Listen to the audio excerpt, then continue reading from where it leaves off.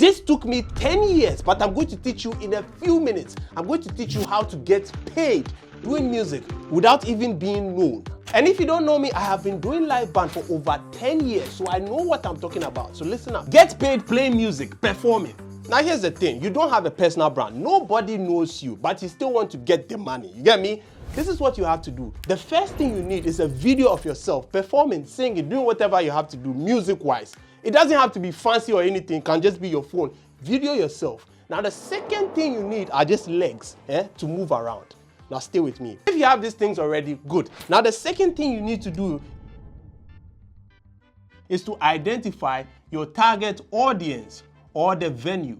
Now here's the thing, if you are going to be performing or anything, you need a venue. Most of the time, restaurants, hotels, events, that's where you are going to be performing to get paid and to get the money. So you first have to identify the locations of the places that you want to be playing at. And if you're a singer, DJ, instrumentalist, you name it, you have to understand that location matters very well in this game of music or in this game of performance. I'm going to say something right now, listen very carefully. Every single human being is selfish.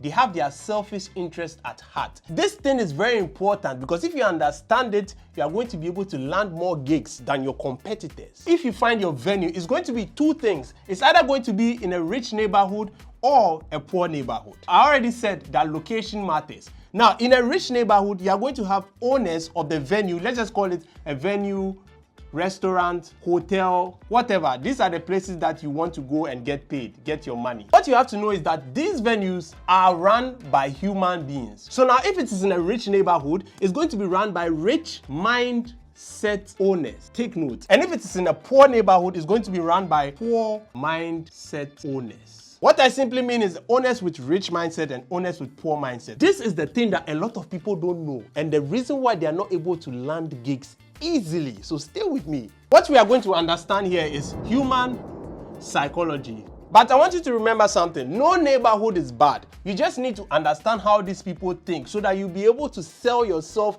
effectively to them. That is why I'm doing this video. So let's start with the poor mindset owners. Let me clean the board. And how do the poor mindset restaurant or venue owners think? Number one thing, short-term focus. You have to understand that when you go to a poor neighborhood and you see those poor mindset owners, it's not a bad thing. But those people have short-term focus. They're just in to make a quick buck. That's their interest. They are mostly cutting corners to save money. They are not trying to reinvest into the business or anything. No.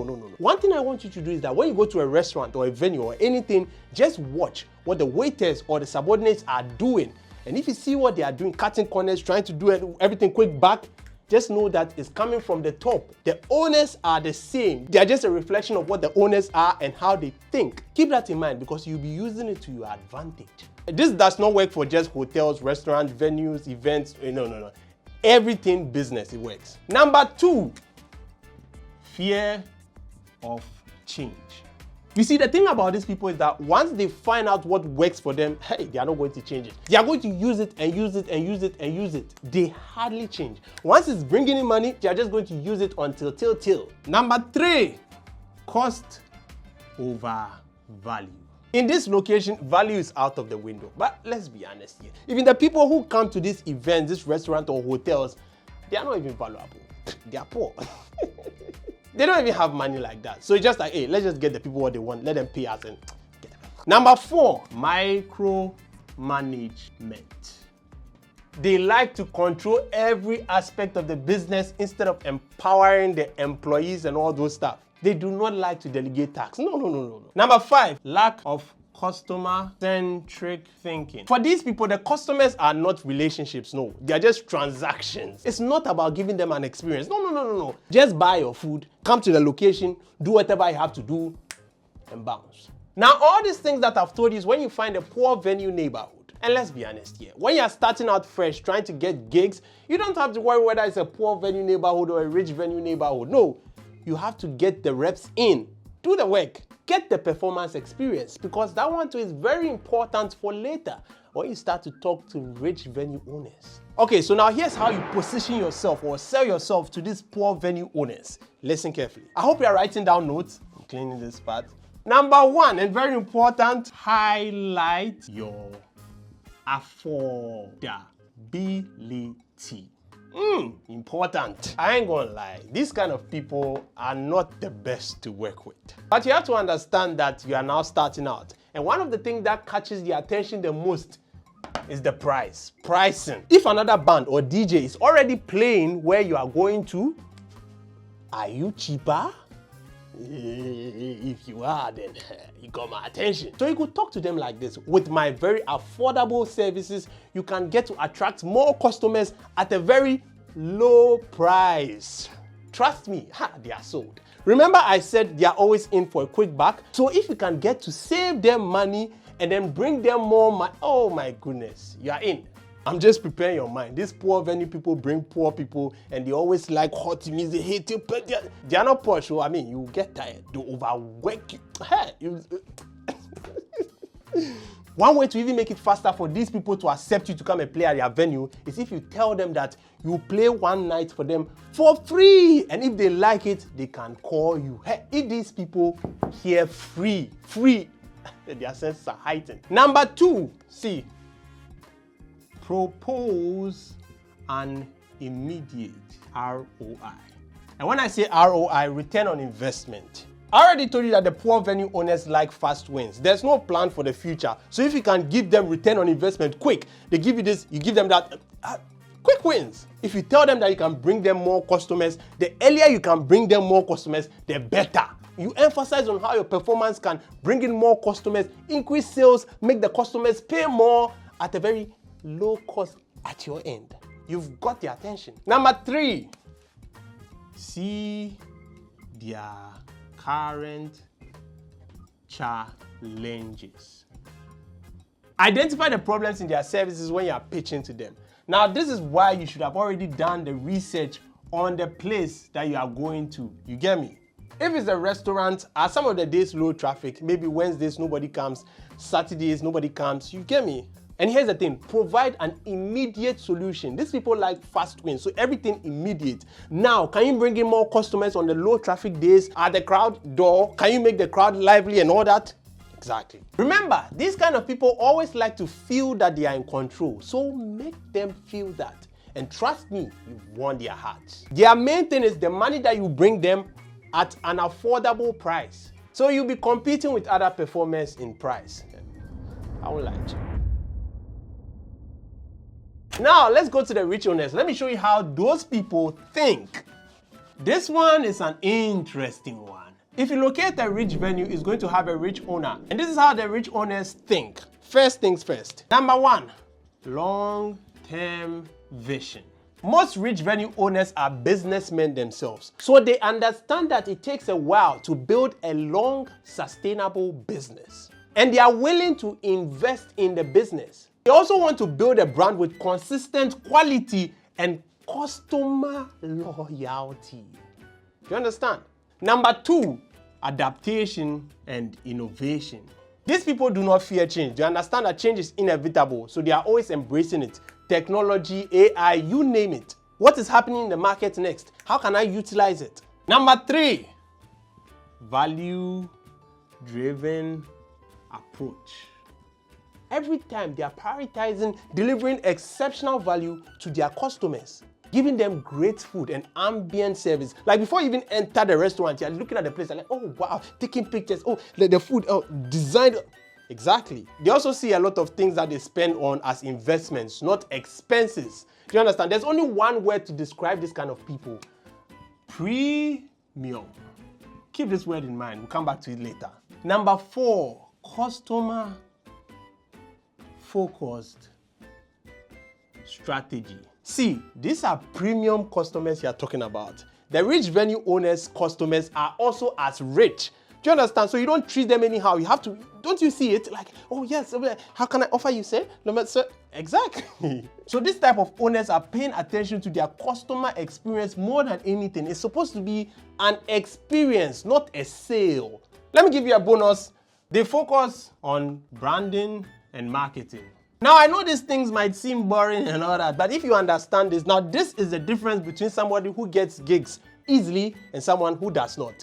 These people like to build a strong, recognizable brand. Now, you see the difference between the rich owner and the previously poor owner? I want you to understand that the rich owner is a businessman. I know the poor owner is also a businessman, but they have different mindsets. Now, this is how you approach a rich venue owner, how you pitch or you sell yourself to them. Listen carefully. Number one, position yourself as a premium asset. This is very important. Like we say, perception is reality. How somebody perceives you is their reality. You want to make sure that the rich owner sees you as a premium asset before you even enter the place. The way you dress, the way you smell, very important. The way you talk. Now see, come here. One power move that you can do is that when you are talking to the manager, interacting, pitching yourself, buy something at his place. A drink, food, it could be anything. Just make him know or perceive that you can also afford what is already there. You're not here to take his money. Just make him feel like you don't need his money. I don't know how it works, but it always works. Because it's only the best of the best that will get paid well to be able to afford his place. You see? Power move. Perception is reality. Now, when you mention your price, he'll know that, oh, this guy is worth the price. It's expensive, but yeah, it's worth the price. Have you ever noticed that when you drive a different car to a venue, people treat you differently? Perception is reality. Just keep, if you don't learn anything in this video, just keep that in mind. And trust me, visible cues are more important than spoken cues. What they see is very important than what you even see. Number two, focus on enhancing. Focus on enhancing customer experience. Remember what I said about the rich owner mindset? There are many poor people in the world, but there are not as many rich people. Remember. So the rich owners prioritize customer experience very well, which breeds customer loyalty. Because they need their customers to come there every single time for also them to get paid. But in order to do that, they need to get the best of experience for the customer to be loyal to them. So if you can say something in the lines of, my music will create an experience that your customers will not forget and that they would recommend their friends. Now the rich owner is like, okay, I'm sold. Because rich customers have friends, and their friends, you could take a wild guess and say, are also rich. So that means more rich people into my restaurant, more customer experience, premium asset.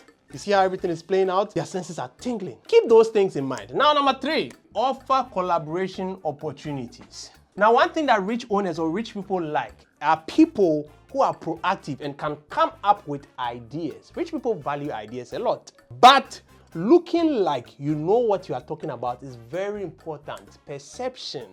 Bringing collaborative ideas like, oh, you know what? We could do wine Wednesdays on this day and DJ Saturdays on this day. It's going to bring the experience to another level. We could do, some karaoke nights, but this karaoke, we are going to fill it with some candies or they're like, oh, okay. I was like, ideas. Okay, this guy is good. He has not even started, but he's also giving me value. Value. You see, the rich people already know how value means or how valuable value is. So when you give them value, you're like, okay, I like this guy. Number four, I know a lot of people don't have that, but I'm just going to add it. Emphasize your network and influence. Now, this is the fastest way to get through the door. Fastest. If you have network and influence already, you have the ability to attract high-paying clients. They are sold already. Come in, bring your people, come and play. But of course, we are talking about people who have no personal brand, so we just have to cut this one out. Exactly. Now, let me clean the board and pay attention. Good. Now, you've seen how poor and rich venue owners think, right? Now, there are some key things that you have to take note of.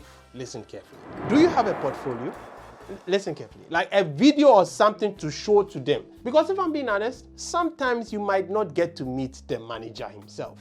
Or he'll be busy at that time. So you should have something that you can leave and also prove that you can do the job. You get me? Good. Now let's just say that the manager is there and all. Now this is what you have to do. When you first enter the restaurant, you have to be very confident, dress well, smell good. I cannot emphasize this one enough.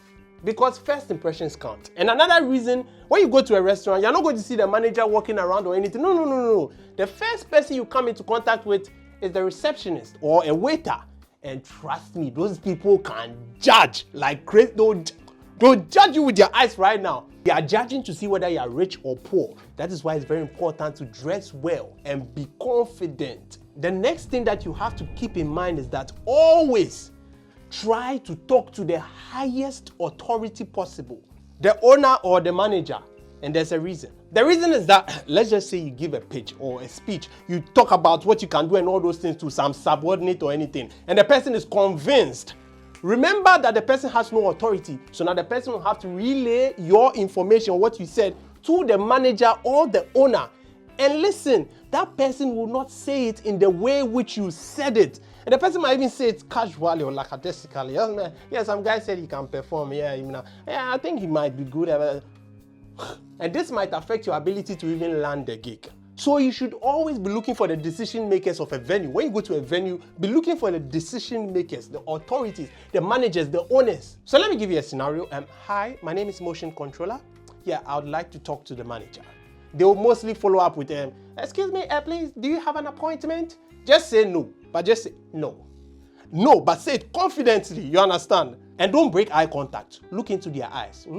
And listen, if you are dressed very well and you are talking confidently and you smell good, that receptionist or that waiter will perceive you to be like a high status person and will try his or her possible best to do something to get the manager for you. Now, always have business cards with you just in case, you understand? Now, in the case where you cannot meet the manager of the place, try and meet the next highest authority possible.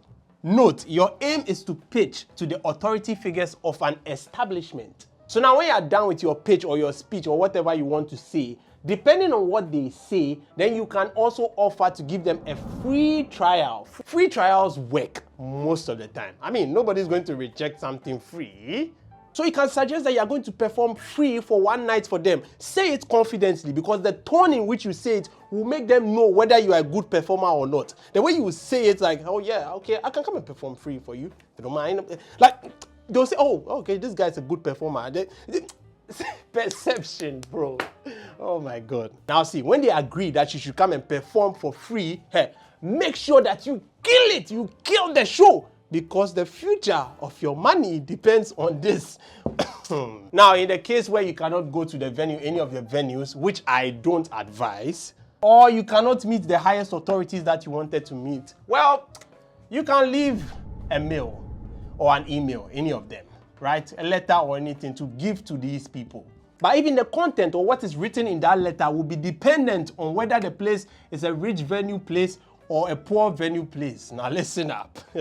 So I have drafted letters for each place that you guys can follow. Don't copy it dito. No, just personalize it for yourself. Add your testimonials of other restaurants and places. Add demos of you performing if you have videos of you performing. And add some incentives that you give them. You get me? So I'm going to leave a Google Doc link for these letters. Well, I hope that you have gained some valuable information in this video. And you are now ready to make some money. Until then, be creative.